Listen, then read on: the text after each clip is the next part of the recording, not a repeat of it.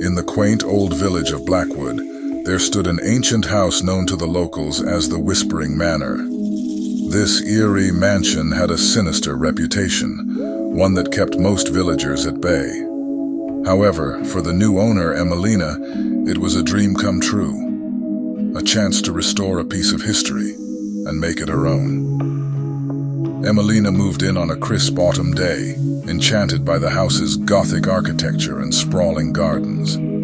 She spent her days cleaning, painting, and furnishing the rooms, determined to breathe new life into the dusty halls. But as night fell, a chill would settle over the manor, and the whisperings would begin.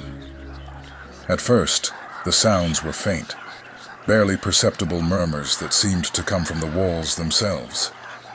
Emalina dismissed them as the creaks and groans of an old house settling.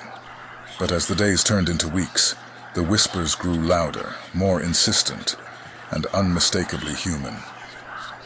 Late one night, as Emalina lay in bed reading, the whispering became so intense that she could no longer ignore it.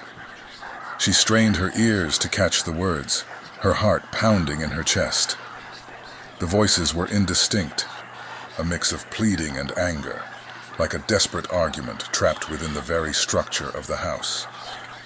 Determined to uncover the source of the voices, Emalina rose from her bed and followed the sound down the long, dimly lit corridor. The whispering seemed to guide her, leading her to a small, forgotten room at the end of the hall. She pushed open the creaking door and stepped inside.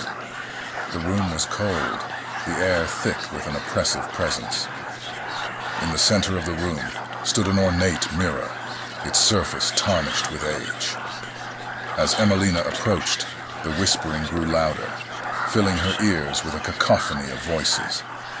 She reached out and touched the mirror, and in that instant, the whispers ceased. The silence was deafening. Emalina stared at her reflection, her breath fogging the glass. And then, as if in response to her touch, the mirror began to glow with an eerie, pale light. Shadows flickered within its depths, and slowly, the ghostly images of two figures emerged, a man and a woman, locked in a sorrowful embrace. Emalina watched in horror as the spectral figures began to reenact a tragic scene. The man seemed to be pleading with the woman, his face contorted with anguish. The woman, tears streaming down her face, shook her head and turned away. In a fit of rage, the man grabbed her arm, and in the struggle that followed, she fell and lay still. The whisperings returned, louder than ever, as the spirits relived their final moments. Emalina felt a surge of fear and pity. She understood now. The voices in the walls were the echoes of a terrible past, a love story gone horribly wrong. The spirits were trapped, their anguish imprinted on the very fabric of the house. With a trembling hand, Emalina reached out once more and touched the mirror. "I will help you," she whispered, her voice breaking. "I will set you free." The ghostly figures turned towards her, their eyes filled with a mixture of hope and sorrow. Slowly they began to fade, the light from the mirror dimming until it was gone.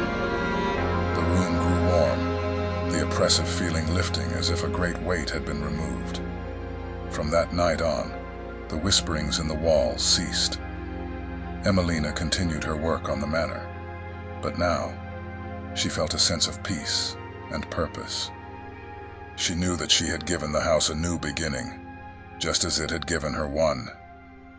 And though the whispers were gone, she could still feel the presence of the spirits, watching over her, grateful and finally at rest.